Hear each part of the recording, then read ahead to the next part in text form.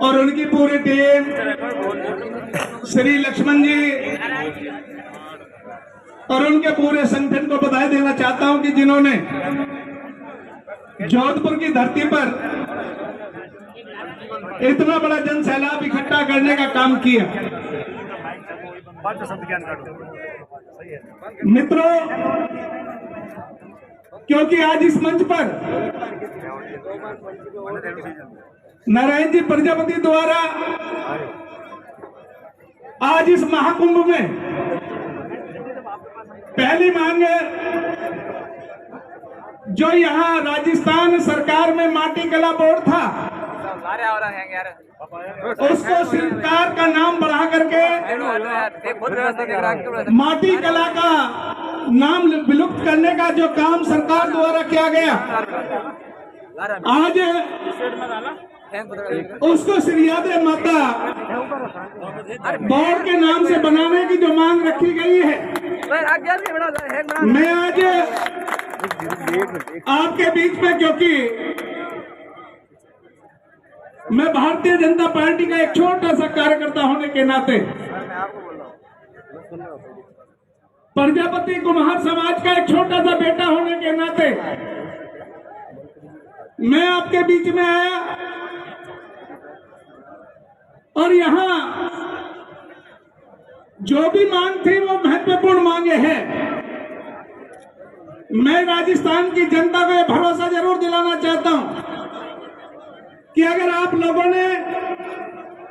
श्री नारायण जी के नेतृत्व में जिस तरीके का जोधपुर में यह कार्यक्रम हुआ है,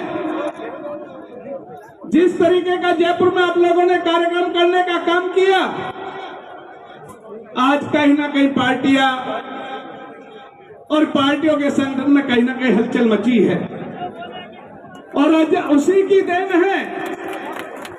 कि आज भारतीय जनता पार्टी का जब प्रदेश का संगठन बनता है तो ओबीसी के मोर्चे का प्रदेश का अध्यक्ष कुम्हार के बेटे को बनाया जाता है। जब भारतीय जनता पार्टी का यह प्रदेश का मूल संगठन बनता है तो उसमें प्रदेश की कमेटी में कुम्हार के बेटे को, डॉक्टर महेंद्र को रखने का काम किया जाता है। आज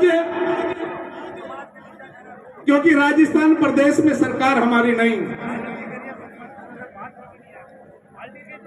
और अगर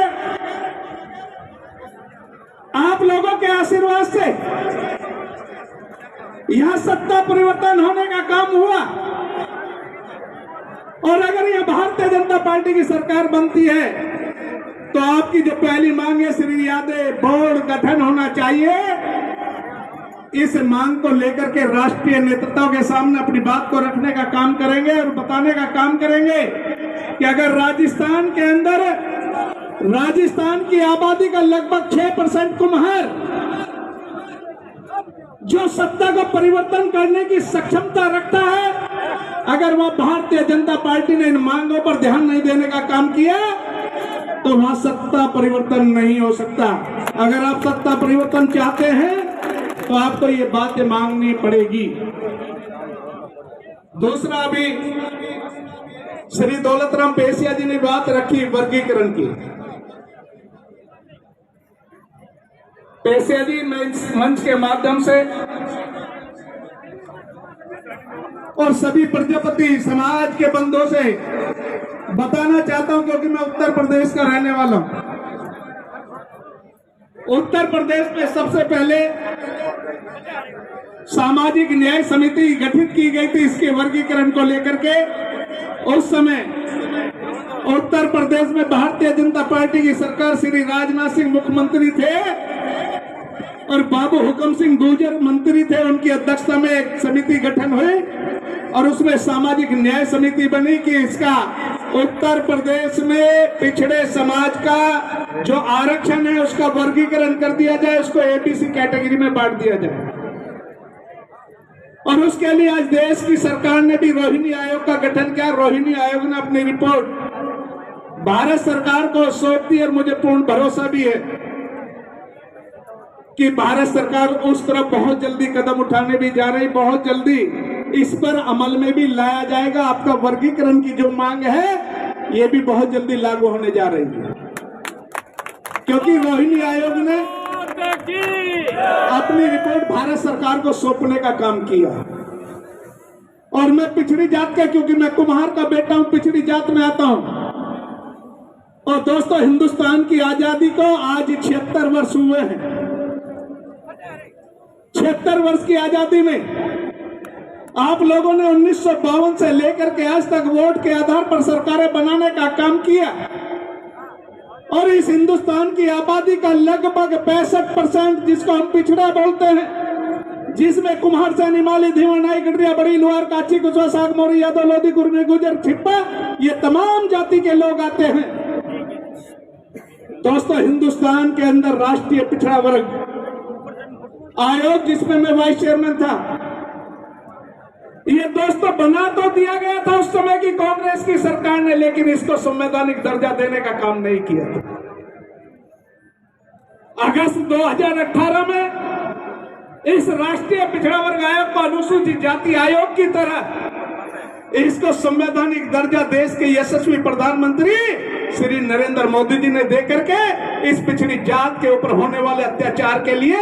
इस आयोग को मजबूती देने का काम किया, इस आयोग को मजबूत बनाने का काम किया। लेकिन दोस्तों, मैं दौलतराम पेसिया जी और श्री नारायण जी के द्वारा, जो नारायण जी आपने मांग पत्र रखा, आज ये जनसैलाब इकट्ठा किया है, लक्ष्मण जी जो आप लोगों ने आज जनसैलाब इकट्ठा किया, आज राजस्थान की धरती पर सारी पार्टियों में तो हलचल है, जरूर हलचल तो है। क्योंकि आज मैं जब यहाँ था तो सुबह से लगभग बहुत फोन आ रहे थे मेरे पास भी पार्टी के लोग कि क्या कार्यक्रम है। मैंने कहा लाखों लोग आज इकट्ठा हो रहे हैं। बोले क्या है कि मैंने कहा राजस्थान में आबादी के हिसाब से जब ये लोकतंत्र है, प्रजातंत्र है, या वोट के आधार पर जब राजा चुना जाता है, क्योंकि परम पूज्य बाबा साहब डॉक्टर अंबेडकर ने यह राजतंत्र खत्म करके प्रजातंत्र जब कायम कर दिया, तो अब तो जिसका वोट के आधार पर जहां राजा चुना जाता हो, जिसकी वोट ज्यादा हो उसी का राजा होना चाहिए। और जब लगभग 45 सीटों पर कुम्हारों का वोट ज्यादा है, तो मैं कह रहा हूं 45 नहीं तो कम से कम 20 एमएलए तो कुम्हार लड़ाए जाने चाहिए। आज